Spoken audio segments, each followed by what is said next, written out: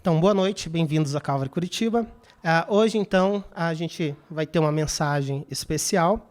E, como eu estava falando com vocês antes, né, esse texto que eu quero compartilhar com vocês, de Filipenses 1, é um texto que Deus tem falado bastante comigo. Quem é aqui da igreja sabe que a gente tem os nossos grupos de conexão, que são grupos no qual a gente se reúne de 3 a 5 pessoas, em diversos lugares, e a gente tem um tempo de leitura da palavra, de compartilhar sobre o nosso dia a dia, e também de oração. E o meu grupo especificamente, que é o André, o Milton e eu, a gente se reúne aqui na igreja e a gente tem visto, está terminando, na verdade, o livro de Filipenses. E o livro de Filipenses é um livro que, sempre que eu estou um pouco mais cheio, atarefado, sobrecarregado, é um livro que eu gosto de ler, na verdade, de voltar a ele. Porque eu não sei se vocês sabem, mas o tema central, quando a gente lê o livro de Filipenses, é alegria. Então, se você ler Filipenses, você vai começar ali lendo, com Paulo dizendo, eu oro com alegria todas as vezes que eu me lembro de vocês. Você vê ele evoluindo, falando toda hora, alegrem-se no Senhor, regozijem-se no Senhor.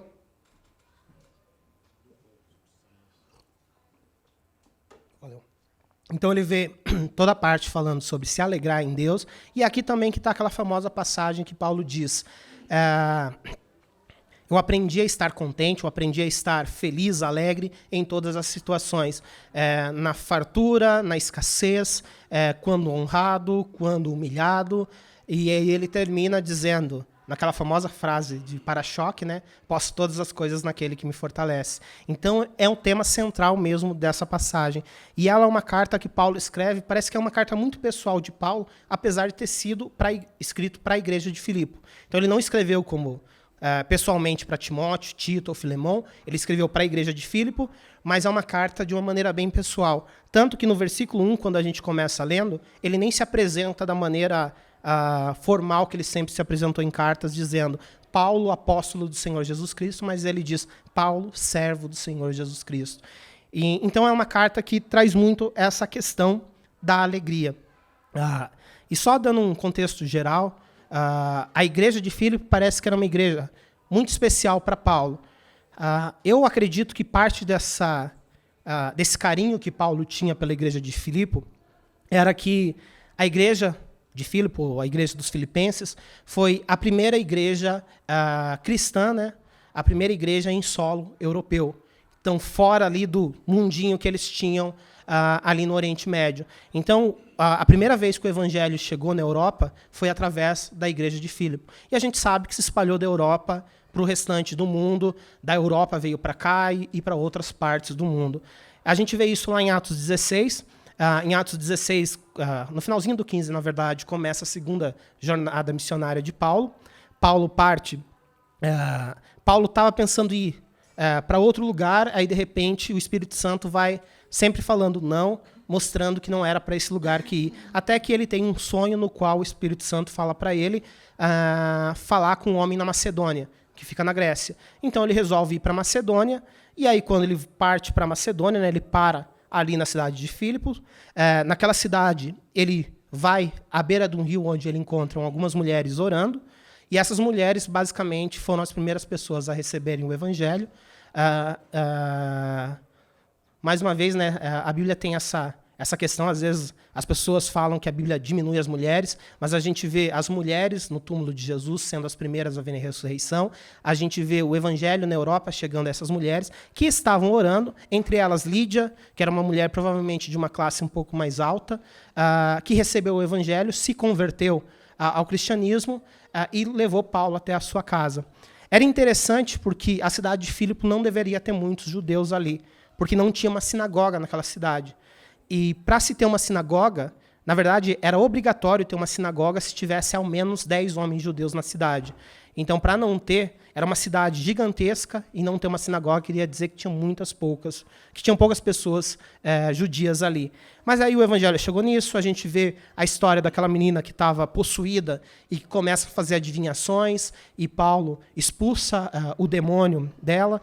Por causa disso, o dono dessa escrava fica muito revoltado, que ele começa a perder dinheiro, ele faz com que Paulo e Silas sejam presos, eles são presos, açoitados, e aí, meia-noite, quando eles estão na prisão, eles começam a louvar a Deus, ocorre um terremoto, as celas se abrem, o guarda fica assombrado, tenta se matar, porque ele pensa, eles vão fugir, e se eles fugirem, eu vou ser responsável, eu tenho que receber toda a pena que eles receberiam. E aí ele tenta se matar, mas Paulo fala não, fala do evangelho para ele, e aí o evangelho, e ele leva Paulo para sua casa, e aí vem aquela famosa frase de Paulo, né? Crê no Senhor Jesus Cristo, será salvo tu e a tua casa, e aí toda a família dele é salva através disso. E assim, basicamente, começou ali a igreja na Europa. Isso foi por volta de 50 anos depois de Cristo, e aí 10 anos depois, mais ou menos, é quando Paulo está escrevendo essa carta. Provavelmente ele estava em Roma, porque a carta diz que ele estava preso, e a guarda pretoriana estava com ele. Essa prisão dele, ele estava acorrentado a um outro guarda romano 24 horas por dia, então ele tinha liberdade para escrever cartas, para receber visitas, mas ele não tinha liberdade de viajar e nem de sair do lado desse guarda romano. Então ele tinha algumas limitações, mas mesmo com tudo isso a gente vê ele exaltando a alegria disso. E é aqui que a gente começa essa nossa carta. Paulo, ele começa dizendo, fazendo essa saudação, e ele vai terminar aqui no versículo 9, vou começar no versículo 9, essa oração. Ele diz assim no versículo 9, Filipenses 1:9, esta é a minha oração, que o amor de vocês aumente cada vez mais em conhecimento e em toda a percepção. Uma coisa que eu acho muito legal é a gente, às vezes, ficar atento às orações que a gente tem na Bíblia. Por quê? Porque as orações elas trazem uma riqueza gigantesca na Bíblia. E, às vezes, a gente pode aprender também para não tornar as nossas próprias orações aquelas orações, como Jesus diz, de vãs repetições, orações automáticas. Às vezes a gente faz fórmulas na cabeça e fica repetindo apenas aquilo. E a gente pode aprender muito com isso. E aqui a gente vê o carinho de Paulo. Ele começa dizendo para a igreja dos Filipenses que essa é a minha oração, que o amor de vocês aumente cada vez mais e mais. Mas o que é essa palavra amor que ele está trazendo? Essa palavra amor é a palavra, é a maior palavra, a palavra mais forte de amor no grego, que é a palavra ágape. Ele está falando num amor que não é um amor baseado meramente num sentimento. Hoje a gente tem muito essa questão de o amor é aquilo que eu sinto, é aquilo que está no meu coração, aquilo que eu sinto. Eu consigo amar umas pessoas, eu não consigo amar outras pessoas. Mas não é disso que ele está falando. Ele não está falando de um amor que é um mero sentimento. O amor ágape é um amor muito mais excelente. Ele é um amor que demanda um certo esforço. Por que ele demanda um certo esforço? Porque Jesus Cristo, usando essa palavra, disse que o amor é dar a vida, é dar a sua vida pelos outros. Então, nada que vai te esforçar mais do que se sacrificar por outras pessoas. E a palavra ali é realmente dar a sua vida, não é uma coisa alegórica. Além disso, essa palavra ela é uma palavra que envolve muito a noção de ação. É um amor que vai te levar a fazer algo prático. Tanto que, para quem é velho de igreja, tipo eu, provavelmente quem se acostumou com Bíblias Almeidas, a revista atualizada, a gente via os versículos sempre dizendo caridade. Então, essa é a caridade, isso é a caridade. Então, naquelas Almeidas, sempre que estavam caridade, que envolve essa ideia de você fazer alguma coisa com esse amor, essa é a palavra ágape. E ele está falando, eu quero que esse amor de vocês aumente ainda mais. Essa palavra aumentar é literalmente transbordar. Então, a oração de Paulo era que o amor que eles já tinham transbordasse ainda mais, vazasse ainda mais. E Paulo é um cara que gosta sempre de usar superlativos e palavras para intensificar coisas. Porque a gente vê, por exemplo, ele falando Deus é poderoso para fazer infinitamente além, muito mais infinitamente além do que aquilo que a gente pensa. E se você olha no grego, realmente está cada uma dessas coisas para dar essa ideia de intensidade. Então ele já fala que o amor de vocês transborde e ele coloca 2 vezes a palavra mais. Então, realmente ele queria que isso acontecesse. Mas como eu disse, Paulo está falando isso não porque os filipenses tinham problemas com o amor, muito pelo contrário. No começo do livro ali, a gente já vê Paulo exaltando o amor deles. E quando a gente lê a carta inteira de Filipenses, a gente vê que eles não apenas amavam Paulo, tinham preocupação por ele, eles enviavam Eles enviaram pessoas, como Epafrodito, para cuidar de Paulo, enquanto Paulo estava preso. E, além disso, eles enviavam dinheiro para Paulo. Eu até estava falando sobre isso no grupo de conexão, né? Que aí o Milton tinha perguntado, mas Paulo não trabalhava? Paulo trabalhava sim, né, mas ele estava preso. Então, ele estava recebendo dinheiro dessa igreja. Então, eles tinham um cuidado especial com Paulo. Mas Paulo, basicamente, está falando, legal o amor de vocês, mas isso ainda não basta. O amor de vocês tem que transbordar muito mais do que isso. Tem que ir muito além do que isso. E ele diz que esse amor não é simplesmente amor, como eu disse, não é um amor simplesmente baseado em sentimentos. E ele deixa bem claro isso quando ele diz que o amor de vocês aumente cada vez mais em conhecimento e em toda a percepção.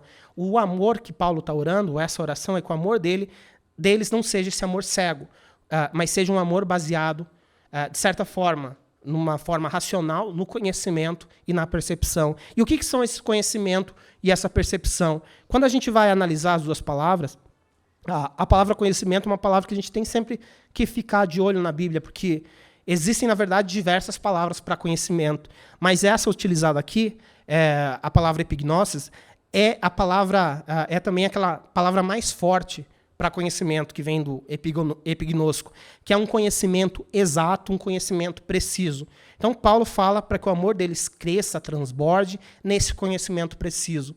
Mas qual conhecimento preciso exato é esse? Esse conhecimento preciso, esse conhecimento exato, pela própria definição da palavra, é um conhecimento que vem através de uma experiência, é um conhecimento que vem através de um relacionamento. E se a gente para olhar na Bíblia, no Novo Testamento, normalmente essa palavra é utilizada quando se refere a conhecimento de Deus. Então a gente vê muitas vezes Jesus utilizando e os apóstolos utilizando, falando sobre conhecimento de Deus ou conhecimento da verdade. Por exemplo, é a palavra que é utilizada naquele famoso versículo de 1 Timóteo 2,4, quando diz que Deus deseja que todos sejam salvos e cheguem ao conhecimento da verdade. Essa palavra conhecimento, essa palavra epignosis, é um conhecimento exato sobre a verdade, mas é um conhecimento com experiência, é um conhecimento que vem através de relacionamento. E lembrando que essa mesma palavra verdade é a palavra que Jesus utiliza dizendo, eu sou o caminho, a verdade e a vida. Então, Deus quer que todos cheguem ao conhecimento de Jesus Cristo. Então, a gente vê essa palavra relacionada a isso. Então, essa ideia de que vocês aumentem cada vez mais no conhecimento está relacionado que vocês aumentem cada vez mais no conhecimento de Deus, um conhecimento exato, um conhecimento preciso e um conhecimento que vem através de relacionamento com Deus. Isso me lembra bastante um dos textos que eu mais gosto de citar quando eu ensino aqui. Não é Oséias, nem é C.S. Lewis. Eu não vou citar C.S. Lewis hoje. Mas eu já ensinei, inclusive, sobre esse texto que está lá em Efésios 3. Em Efésios 3, dos versículos 14 até o versículo 19, Paulo diz assim, é uma oração também de Paulo. Por essa razão, eu me ajoelho-me diante do Pai, do qual recebe o nome toda a família nos céus e na terra. Na verdade, era a partir do 16. Oro para que, com suas gloriosas riquezas, eles os fortaleça no íntimo do seu ser com poder, por meio do seu Espírito, para que Cristo habite no coração de vocês mediante a fé. E oro para que, estando arraigados e alicerçados em amor, vocês possam, juntamente com todos os santos, compreender a largura, o comprimento, a altura e a profundidade e conhecer o amor de Cristo que excede todo o conhecimento, para que vocês sejam cheios de toda a plenitude de Deus. Eu quero dar uma pincelada rápida nisso, né, porque eu já ensinei, inclusive, sobre isso aqui. Vocês sabem que eu posso ficar 1 hora falando sobre esses versículos e eu não quero fazer isso agora, não. A gente, inclusive, tem o tempo daqui a pouco de oração. Mas esse texto, essa oração, é uma das orações mais ricas que Paulo traz. E qual que é a ideia aqui? Paulo fala que ele ora para que a gente seja cheios ou fortalecidos no Espírito Santo, porque quando a gente está fortalecido no Espírito Santo, não apenas o Espírito Santo que nos selou e vive dentro de nós, vive em nós, mas Cristo vai habitar em nós. Então ele fala de mais uma pessoa da Trindade habitando dentro de nós, né? Então na Bíblia a gente vê que o Espírito Santo habita em nós, que Jesus Cristo habita em nós e que Deus Pai habita em nós. E aí ele fala, com Cristo habitando em vocês, vocês possam compreender a altura, a largura, a profundidade, comprimento do amor de Deus que excede o entendimento, que excede o conhecimento. Eu sempre, quando ensino isso, eu falo, né, que esse é um dos paradoxos mais bonitos que a gente vê na Bíblia. Como a gente vai conhecer um amor que excede o conhecimento? Como que você consegue fazer isso? E quando ele usa ali as palavras, se a gente analisa literalmente cada uma das palavras que Paulo utilizou no grego, quando ele fala de altura, largura, profundidade e comprimento, a primeira coisa que sempre vem na minha cabeça, na cabeça de engenheiro, né, o espaço tridimensional. Então você pensa altura, largura, comprimento, então as 3 dimensões, mas ali ele utiliza mais uma. Então quando ele fala de altura, comprimento e profundidade, essas palavras, altura, comprimento e profundidade, elas são as palavras que relacionam as 3 dimensões que a gente tem aqui. Mas quando ele fala também de largura, a palavra largura no grego, ela era utilizada para medir não apenas distância, que ficaria estranho ele repetir mais uma vez, mas para medir o tempo. Então ele está falando de duração de tempo. Então aqui basicamente fala como que vocês podem conhecer um amor que dura para sempre, um amor que, como diz a Bíblia, se eu subir aos céus, ele vai estar ali, se eu descer ao mais profundo abismo, na profundidade, ele também vai estar ali, que diz que o comprimento do amor de Deus, ele vai de leste a oeste, do oriente até o ocidente, e essa é a mesma palavra utilizada lá no Antigo Testamento, nesse versículo, quando fala, assim como o oriente vai até o ocidente, então é um amor que cobre o mundo inteiro. E, como eu disse, né, hoje de manhã, inclusive, desculpa se a gente tem algum terraplanista aqui, mas a Terra, sendo uma terra esférica, quando diz que vai de o ocidente até o oriente, isso quer dizer engloba toda a Terra. O amor de Deus abraça toda a Terra. E o que ele diz aqui? Com Cristo dentro de nós, a gente pode conhecer esse amor que na nossa cabeça não tem como ser compreendido. Então, só através de Cristo. Por quê? Porque é um amor que vem através, é um conhecimento que vem através de experiência. Se a gente tenta, por meios humanos, entender, a gente não vai conseguir ter. Mas através do relacionamento com Deus, já com conhecimento exato e preciso, que vem através dessa experiência, a gente pode compreender apenas através de Cristo. E lembramos, né, uma das características, fugiu agora a palavra, das definições de Deus na Bíblia é que Deus é amor e Jesus Cristo é Deus. Então, como que a gente pode conhecer o amor? Conhecendo a Deus, através desse relacionamento que a gente tem com Deus. Mas ele também diz que esse amor a gente não deve aumentar ou transbordar apenas nesse conhecimento de Deus, mas também em percepção. E essa palavra percepção, em algumas Bíblias trazem isso como julgamento ou discernimento também, e ela tem essa ideia de discernimento também. Mas qual que é a ideia de percepção? Percepção, ela traz a ideia de que é uma percepção que você não percebe apenas com os seus 5 sentidos. Então, a gente tem tato, a gente tem o nosso olfato, paladar, visão e audição. Eu falei isso daqui também de manhã. Eu tenho que parar e pensar bem rápido, bem com calma antes de falar nos 5 sentidos, porque quem foi criança da minha época provavelmente assistiu Cavaleiros do Zodíaco. E eles terminaram até um 9º sentido. Então, isso confunde e traz uma confusão na cabeça da gente. Mas, então, a gente fala dos 5 sentidos e eles nos ajudam a perceber que, por exemplo, o que acontece? Eu estou aqui, eu estou falando com vocês, mas a minha audição está funcionando. Eu sei que tem crianças por aqui. Eu estou ouvindo crianças ali embaixo. Se chover, eu consigo ouvir o barulho da chuva. Eu não consigo cheirar, porque meu nariz não funciona desde os meus 11 anos. Meu nariz é bugado por causa das minhas alergias. Sério, eu sou alérgico a tudo mesmo.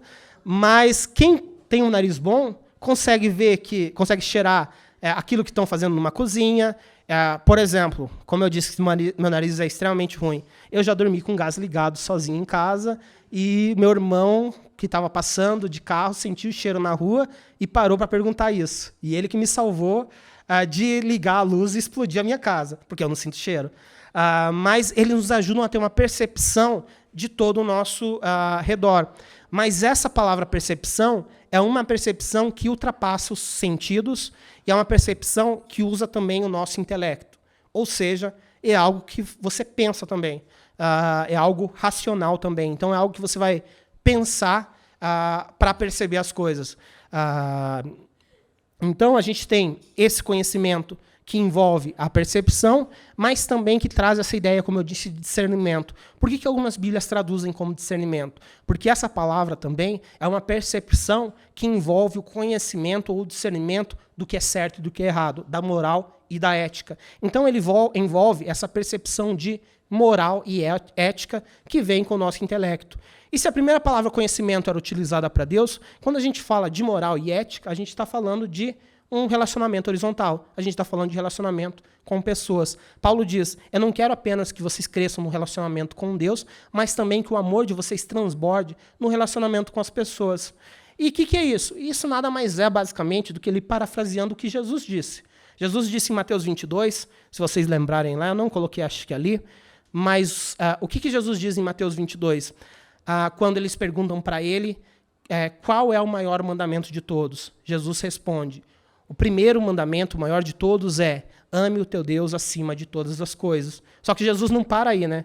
Jesus, como o Tom às vezes já disse no seu modo de responder, ele responde aquilo que ele queria mesmo. Às vezes as pessoas perguntam e ele dá uma resposta bem maior ou até desvia para uma resposta para fazer as pessoas pensarem. Ele diz, e o segundo mandamento, que é importante como este, é ame o teu próximo como a ti mesmo. Disso depende toda a lei e os profetas. E o que é a lei e os profetas?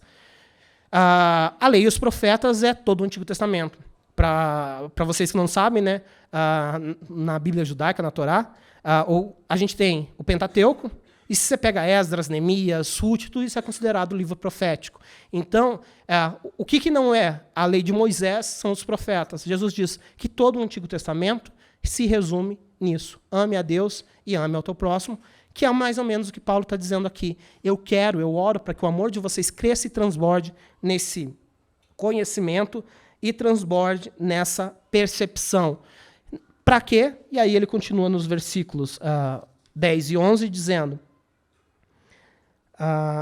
para discernirem o que é melhor, a fim de serem puros e irrepreensíveis até o dia de Cristo, cheios do fruto da justiça, fruto que vem por meio de Jesus Cristo para a glória e louvor de Deus. Então ele diz que ele ora, né, para que a gente cresça nesse amor e nessa percepção, para que a gente saiba discernir aquilo que é melhor. E se alguém tem uma Almeida aí, provavelmente vai estar para aprovar aquilo que é excelente. Por que ele dá essa ideia de discernir o que é melhor ou aprovar o que é excelente? Essa ideia que Paulo diz é para que vocês saibam, com isso, amando a Deus, amando as pessoas, vocês tenham o melhor discernimento, sabendo discernir o certo do errado, mas não apenas isso, sabendo discernir aquilo que é excelente, aquilo que é o melhor. E aí a gente pode falar sobre isso em várias situações, mas o que é o melhor, o que é excelente para nós mesmos? O que é muito melhor? A gente sabe que a vontade de Deus é muito melhor. A gente sabe que os planos de Deus são maiores do que os nossos, são melhores do que os nossos. Então, uma dessas coisas excelentes que a gente pode discernir é a vontade de Deus. Como a gente discerne o que é a vontade de Deus e o que não é? Através do relacionamento com Ele, através de amar as pessoas. Tudo isso, Deus vai nos ajudar a escolhermos melhor aquela decisão que a gente vai tomar. Mas eu, pessoalmente, também acredito que isso se aplica em decisões que a gente vai ter que tomar. Muitas vezes a gente precisa de sabedoria para tomar algumas decisões, e às vezes é pensamento rápido. Você não tem tempo para pensar como eu vou saber como eu reajo numa situação. Por exemplo, uma situação que eu acredito que todo mundo aqui, ou quase todo mundo aqui já passou. Chega alguém para você e fala, moço, você não tem R$10 para me ajudar? Só falta R$10 para completar a minha passagem para Pirampoga do Oeste ou qualquer cidade. Eu estou aqui, já estou há 2 dias, eu vim aqui a trabalho, eu preciso visitar a família e conta uma história, sempre a mesma história, e aí vem, como eu sei se eu ajudo ou não esse tipo de pessoa? Às vezes a gente fica encruzilhado, mas eu acredito que Deus pode dar o discernimento para a gente, se a gente está andando com Ele, se a gente está crescendo no nosso relacionamento com Ele. Por quê? Porque, em primeiro lugar, a gente vai... se a gente tem esse relacionamento com Deus, a gente reconhece mais facilmente quando é Deus falando com a gente. Então, se você orar, aquilo que a gente fala bastante o pessoal da Jocum, na verdade, fala bastante, você consegue discernir melhor a voz de Deus e tipo, calar as demais vozes que te rodeiam. Ah, não, mas ele vai usar tudo isso para beber, ela vai usar isso para fazer, para comprar drogas. Às vezes, Deus pode te falar, ó, dá esse dinheiro. Às vezes Deus pode falar, dá um alimento, faz isso. Então eu acho que isso inclui nisso também. Por quê? Porque se a gente cresce nesse amor, nesse relacionamento com Deus, se a gente cresce nessa percepção que envolve uma empatia com as pessoas, Deus vai nos dar esse discernimento. Lembrando que Tiago diz que se alguém precisa de sabedoria, peça a Deus, que a todos dá deliberadamente, claro, se a gente pedir com fé, mas Deus é a fonte de sabedoria. Nada mais fácil de a gente pedir e receber isso de Deus se a gente está andando no Espírito, andando com Ele, ouvindo a voz dEle. E aí ele continua dizendo que não apenas para a gente discernir, mas para a gente saber discernir o que é melhor, mas que com isso, discernindo aquilo que é certo, errado, aquilo que é excelente, a gente nós sejamos puros e irrepreensíveis. Puro é uma palavra que quer dizer que você seja julgado à luz do dia. O que é julgado à luz do dia? Não, à luz do sol, na verdade, julgado à luz do sol. Qual que é a ideia disso? Naquela época não existia luz elétrica, tinham várias limitações. Se você quer ver se uma coisa tem mancha, ou no caso dessa palavra usada em garimpo, se você quer separar ali aquilo que é ouro das pepitas, nada melhor do que você ver isso na clareza do dia. Porque se está escuro, você não consegue saber. Você vai ter apenas alguns sentidos para tentar diferenciar. Então que você consiga ser analisado isso. Então, a ideia aqui é que você seja puro, que as pessoas te olhem e vejam vocês como cartas vivas, né, como cartas de Cristo, que é o que a palavra diz que nós somos, e irrepreensíveis. Essa palavra, às vezes, é uma palavra que traz... Meu Deus. Paulo está orando para a gente ser irrepreensível, e um dos significados de irrepreensível é o quê? Que ninguém ache falha alguma em você. Aí você peraí, mas eu peco, eu faço um bando de coisa, e 24 horas por dia pessoas me olhando, como eu não vou errar em alguma coisa? Mas mais do que isso, essa palavra traz uma ideia de que para você não faça ninguém tropeçar. Então, ser irrepreensível é que você não seja uma pedra de tropeço para alguém. E qual que é essa ideia de não ser uma pedra de tropeço para alguém? É que a gente tem um comportamento no qual não faça outras pessoas pecarem. E isso eu acho que é importante, e ultimamente, todas as vezes que eu ensino, eu bato muito nessa tecla, porque realmente uma coisa que tem me deixado muito triste são redes sociais. E ver redes sociais de pessoas que eu conheço. Tanto é que eu tenho... Às vezes eu fico, tipo, uma semana, 10 dias sem entrar em nada, e a única coisa que eu entro é para curtir posts da Calvary mesmo.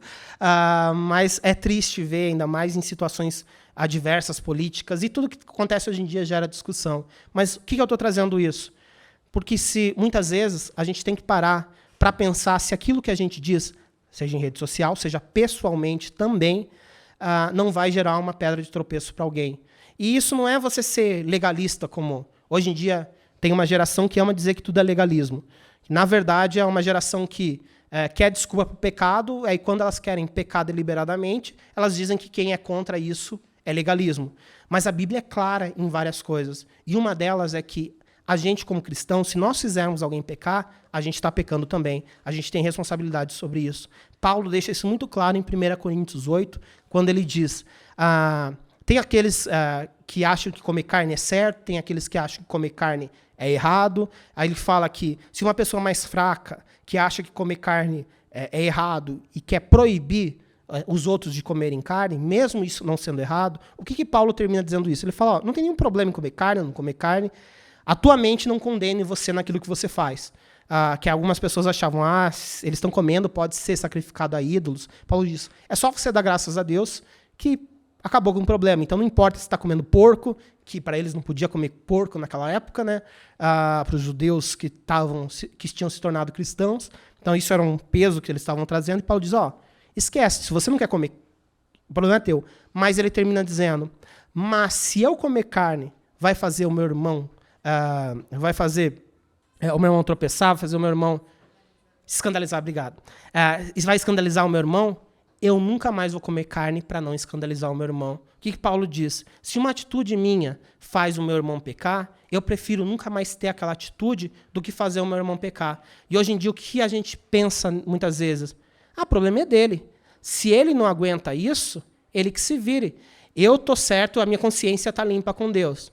Tipo, você orou antes de falar um negócio desse para ver se a sua consciência mesmo tá limpa antes com Deus?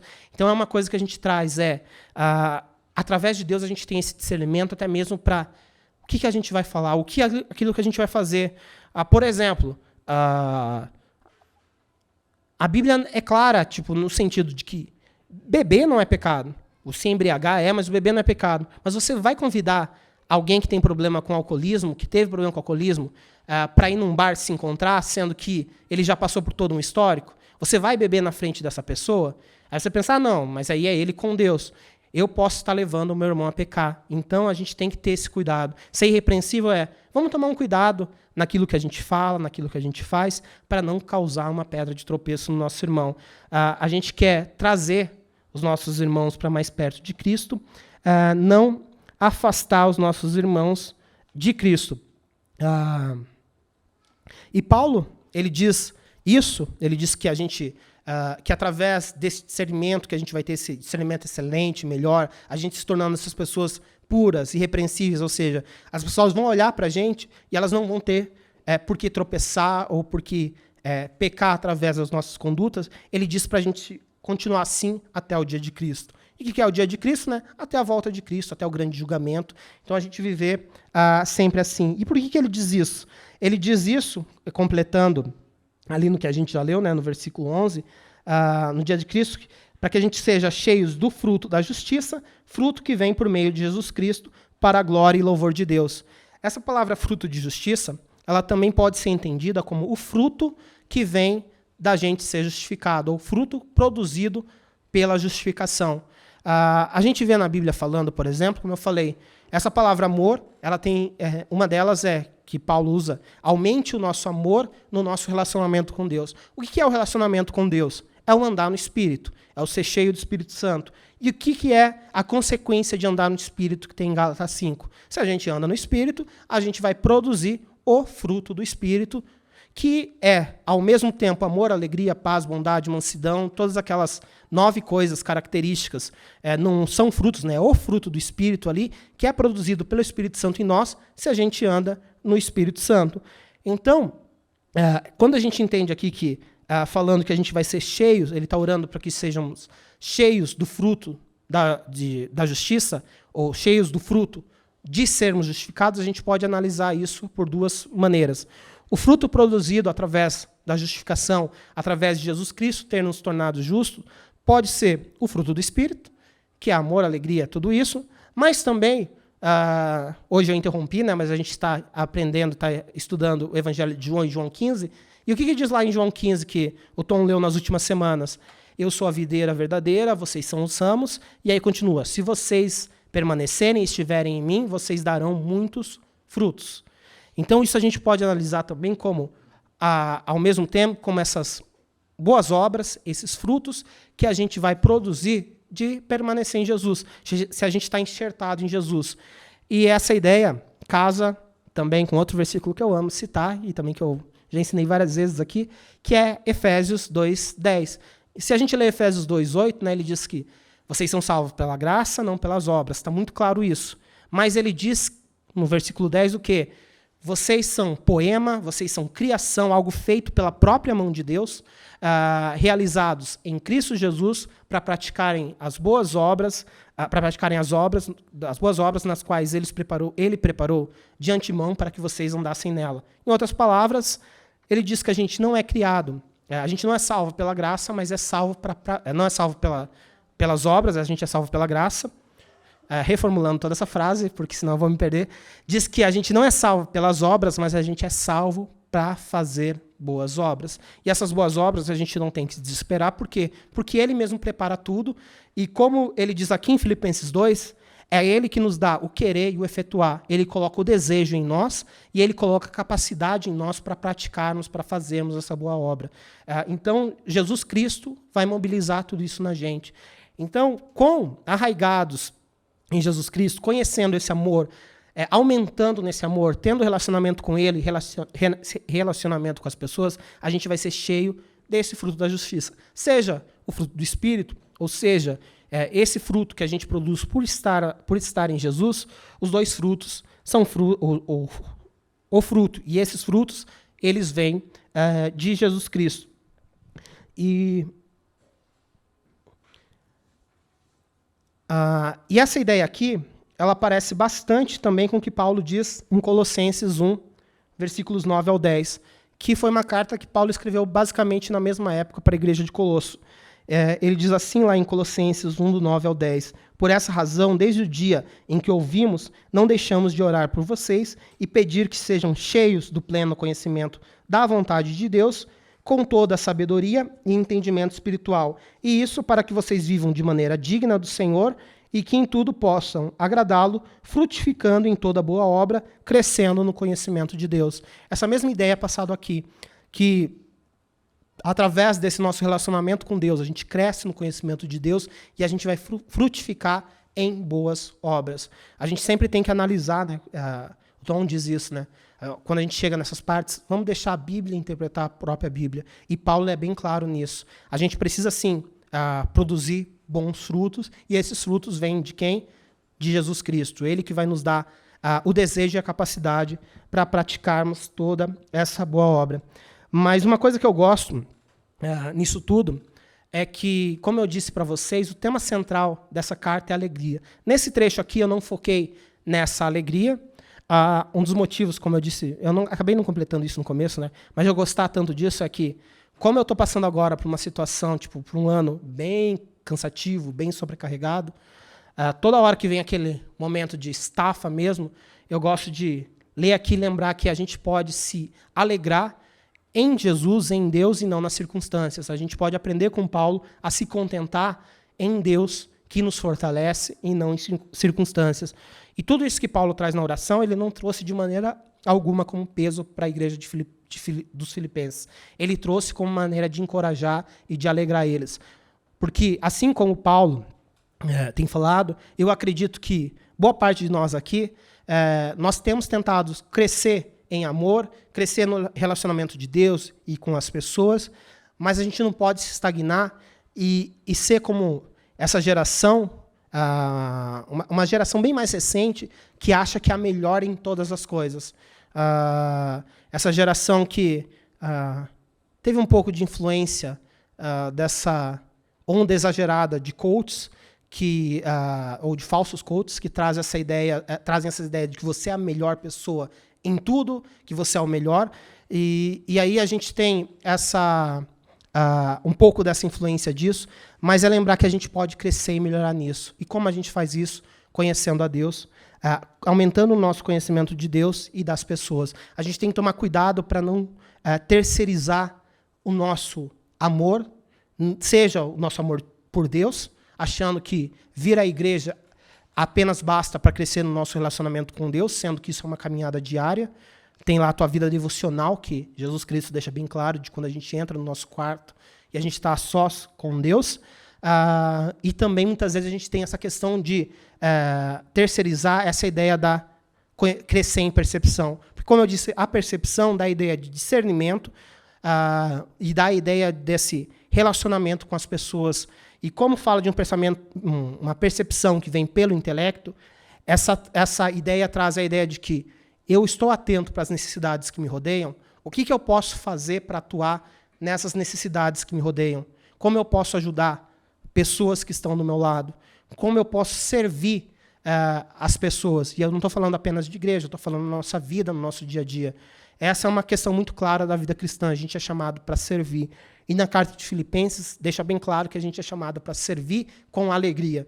Porque Jesus Cristo, ele é a nossa recompensa, ele vai ser o nosso galardoador, ele vai ser quem vai nos recompensar por tudo isso.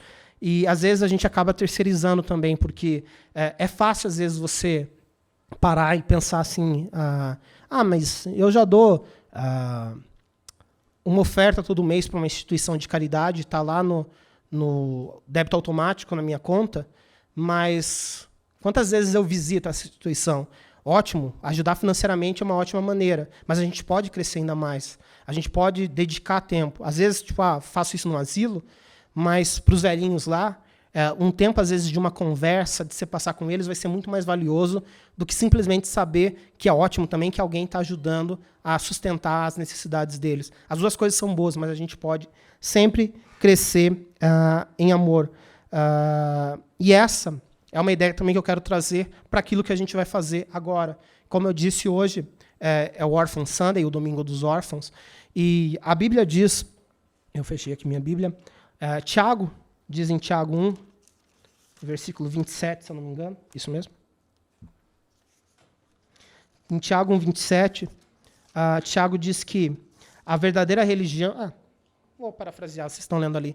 Diz que a religião que agrada a Deus, né, é ajudar viúvas, órfãos e não se corromper pelo mundo, não deixar se corromper pelo mundo. A gente tem estado atento às necessidades que nos rodeiam? Essa causa mesmo que a gente vai estar orando por hoje, quantas vezes a gente tem orado, ou a igreja tem se levantado para orar pelos órfãos? E eu não digo apenas para você lidar diretamente com a adoção. Existem requisitos para isso, né? É muito legal, mas essa não é a única maneira. A gente, além da adoção, a Priscila, o Lucas vão estar trazendo isso. Tem várias outras maneiras de estar interagindo em tudo isso. Então, o que a gente tem feito? A gente tem estado de olhos abertos, porque não basta a gente crescer apenas no nosso relacionamento com Deus, a gente precisa crescer no nosso relacionamento com as pessoas. E isso está vindo de alguém que é um engenheiro e gosta de números. Às vezes é difícil você lidar com pessoas, eu sei disso. Porque eu não sou da área de humanas, eu sou da área de tecnologia e tem uma grande diferença.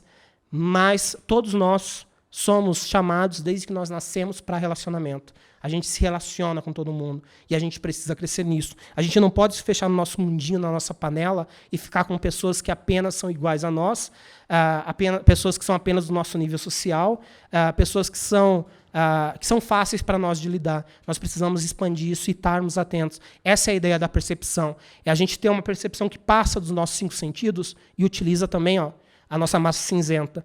Eu digo isso para os meus alunos. Às vezes a gente precisa botar um pouco mais ela para exercitar, né? Não apenas. A academia é muito bom, mas vamos exercitar um pouco o cérebro também, e a gente precisa usar o nosso intelecto para isso também. É um amor, mas também é algo que envolve a nossa razão. É algo que não é simplesmente cego, mas é algo que vai do nosso relacionamento com Deus e com as pessoas. E eu queria agora estar chamando a Priscila e o Lucas. Eles vão estar,